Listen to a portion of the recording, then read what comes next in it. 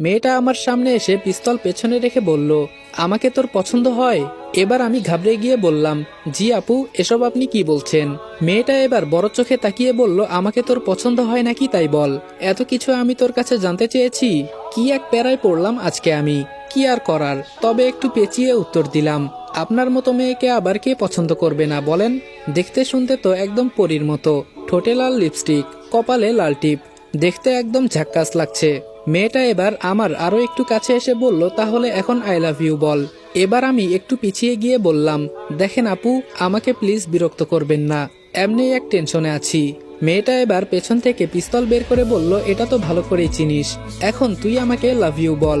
যেই মেয়েটাকে আমি কিছু বলতে যাব তখন দেখি আমার সামনে দিয়ে পুলিশের গাড়ি যাচ্ছে।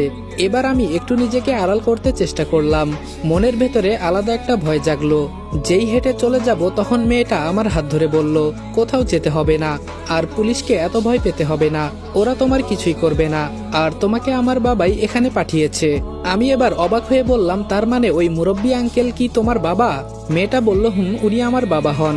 আমি বললাম, কিন্তু সে না হয় বুঝলাম, তবে আপনার বাবা যে জেলে আছে, যিনি আমাকে জেলে বসে বের করে দিলেন, তিনি চাইলে সবকিছু করতে পারে, কিন্তু তিনি জেলে কেন? কাহিনী কিছুই বুঝলাম না। মেয়েটা এবার মন খারাপ করে বলল, সে অনেক কথা, পরে একদিন বলবনি। মেয়েটা এবার আমার কাঁধের উপর হাত রেখে বলল, তা তোর নাম কি? মেয়েটার হাত সরিয়ে বললাম, জি, আমার নাম রনি। আর আমার কাজ কি? মেয়েটা বলল, তোর কাজ কি সেটা তো বুঝিয়েই দিব। আর শোন, আমার নাম মুক্তা, তুই যা ইচ্ছা বলে ডাকতে পারিস। এখন আমার সাথে আয়। মুক্তার সাথে যেতে যেতে প্রশ্ন করলাম, আপনাকে দেখলে কেমন যেন ছেলে ছেলে লাগে, সবকিছু একদম ছেলেদের মতোই। মুক্তা এবার আমার হাত ধরে বলল, ঠিক আছে, তুই যেহেতু বললি আমার সবকিছু ছেলের মতোই, তাহলে চল আমরা দুইজন মিলে একদিন এক বিছানায় থাকি। ছেলে ছেলে তো একসাথে এক বিছানায় থাকাই যায়, কি বলিস তুই? আমি এবার মুখে হাত দিয়ে বললাম, আপনার মুখে দেখি কিছুই আটকায় না, আমি অজানা একটা ছেলে, আর আমার সাথে এসব বলছেন? যদি আমি আপনার এসব কথা শুনে? মেয়েটা বলল, গরম হয়ে যাবি নাকি?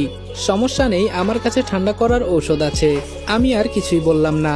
এই মেয়ের মাথায় ছিট আছে নাকি ওসব করে বেড়ায় কে জানে। হঠাৎ করে মুক্তা বলা শুরু করলো, আজকে বিকালে তোরে যদি পছন্দ হয় নিয়ে যাওয়া হবে। আর বাবা যেহেতু এত কষ্ট করে তোকে বের করলো, আমি মনে করি তুই তার আশা বিফলে যেতে দিবি না। আমি বললাম, সে পরে দেখা যাবে, কিন্তু আমার কাজটা কি? মুক্তা বলল, আগে সেই বাড়ির ভেতরে যা, পরে বলবো তোর কি করতে হবে। যেতে যেতে আমাকে একটা রুমের ভেতরে নিয়ে গেল। দরজা বন্ধ করে আমাকে পুরাতন কিছু কাপড় দিয়ে বলল, রেডি হয়ে নে, আর যা কিছু করতে হবে তোর এখন একাই করতে হবে। যদি বুদ্ধি খাটিয়ে উনাকে রাজি করাতে পারিস তাহলে মনে করব তুই সবকিছু পারবি। আমি আমার মতো রেডি হয়ে নিলাম। পুরাতন কাপড় দিল যাতে আমাকে দেখে গরিব গরিব মনে হয়। মুক্তা আমার দিকে কিছুক্ষণ তাকিয়ে বলল, সত্যি তুই অনেক মায়াবী একজন ছেলে, আমার তোকে দেখেই প্রেম করতে ইচ্ছে করছে।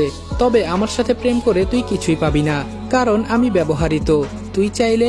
আমি বললাম, প্লিজ আপনি আর কিছু বলবেন না, নিজেকে নোংরা মনে করেন দেখে সবাই নোংরা না, এখনো সময় আছে, ভালো হয়ে যান।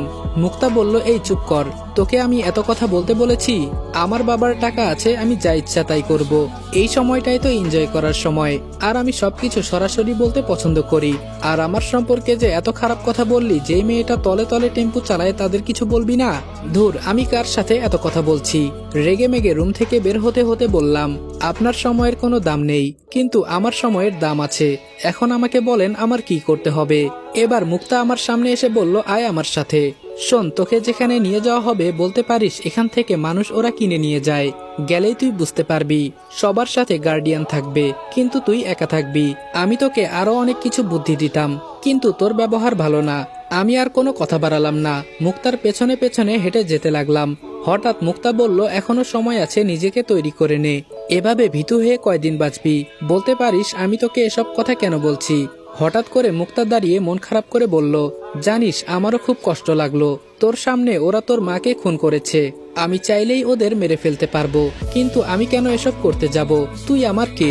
যদি পারিস নিজে নিজে কিছু করে নে। এবার আমি হাসতে হাসতে বললাম, ওদের মৃত্যু হবে, তবে মৃত্যুটা ওরাই আমার কাছে চাইবে। আর ঠিকই তো, আপনি আমার কে? আর কিছু বললাম না, চুপচাপ হাঁটতে লাগলাম। হঠাৎ একটা জায়গায় এসে মুক্তা থেমে গিয়ে বলল, ওইখানে অনেক মানুষ দেখা যাচ্ছে না? ওখানে গিয়ে একপাশে দাঁড়া, একজন মুরব্বী আসবে, যাকে দেখে একদম রাজা রাজা মনে হবে। তিনি যাকে পছন্দ করবে সে হবে তার বাড়ির চাকর।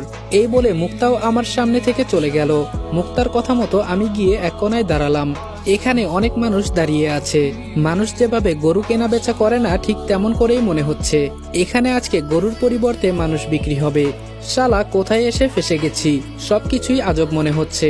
অনেকক্ষণ দাঁড়িয়ে থাকার পর একজন মুরব্বী হেঁটে সামনে আসতে লাগলো। তার পরনের পোশাক দেখে মনে হচ্ছে তিনি আজকে এখানে একজনকে কিনে নিয়ে যাবে। তবে আমি পুরোই বোকা হয়ে গেছি।